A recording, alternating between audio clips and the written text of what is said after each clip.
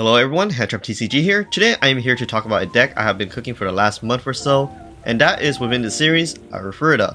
But before we start, I would like to shout out some people who have helped me build this deck and also test the deck as well. First off, Shizukats for the idea, Donglam for helping me fine-tune the ratios and the deck, VMark2, Cody, and the rest of the people from Unrated Gaming for helping me test the deck. But without further ado, let us take a look at the set, the deck, and also why I chose to play this for BCS Anaheim 2023.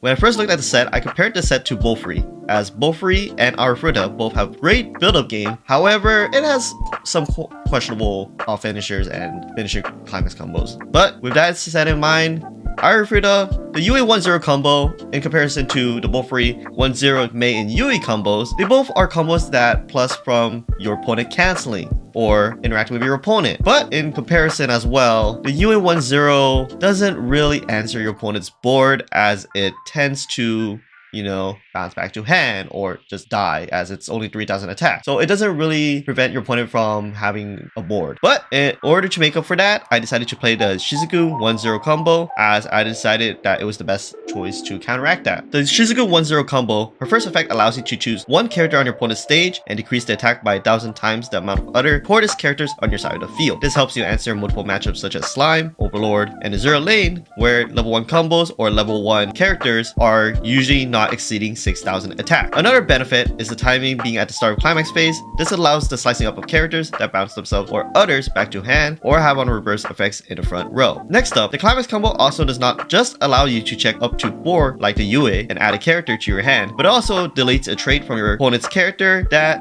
may either have attack boost or hand or course that rely on them having all of the same traded characters on the field. Anyways, enough about that level 1 combos. Let us talk about the deck as a whole. The deck is very standard, with your card advantage cards being the 4 drop searches, 3 on play and def Hajime Rikis, 2 Mew Rikos, 1 Farmer Aiko, 1 double salvage Shea, but not just that, 1 of each type of climax swapper, 1 the Yue and the Shea, as it is for the different utility or ability to pay off or sack a character to your waiting room to trigger some on-def effects. Next up, the Kaori and Yue 00 is like the TD Rimuru, allowing some hand filtering. The 00 Shea is a clock bomb similar to the 00 Escanor from 7 Deadly Sins, where X of what it bombs is equal to the amount of herself in the waiting room. This helps you answer boards in later games and also early games, as it can clock bomb it to the clock to prevent your opponent from having access to it in the late game. Next up, the 2 brainstormers I use is the top check 3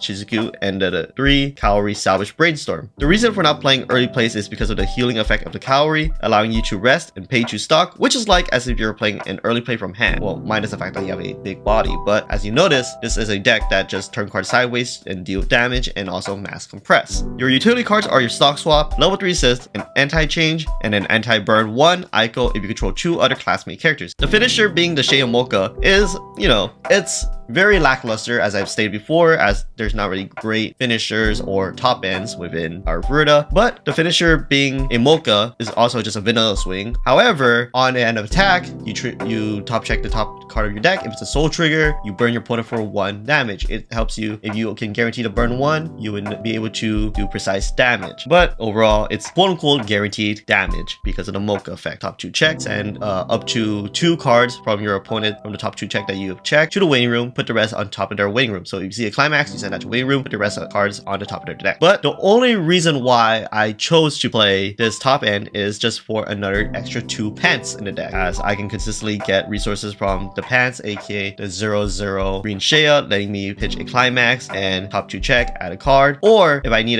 another climax like the Chuso or the Shizuku 1-0 climax, I can just grab it from the pants as well. But whether you want to Shea Mocha, attack with Yue, or slam with the Shizuku, this also lets you play the off finisher 3-2 Shizuku, which on play you sack a character, salvage a climax, and it allows you to flexibly play the game depending on what and how and what your game state is against your opponent. In order to conclude this deck profile, here are my matchups from BCS Anaheim. My round 2 game was unfortunate, as my opponent mainly just cancelled my finishing turn, and my round 3 opponent just had, this self Mocha to my Mocha, aka because they were playing Ichika. But overall, I feel like this deck is very solid, as it is able to play very flexibly and answer a lot of decks in this current meta, with with the current and upcoming Arifureta title cups, this is a deck I highly recommend people to play for those as well who want to really, play Arifureta and also do something quite different from the standard choose soul, gold bar, choose soul, hands, builds. But to simply put, this deck is very unique in its own way, and by unique, you just simply just turn cards sideways and ball. Anyways guys, thank you guys for watching. Hope you all enjoy. Till the next, bye.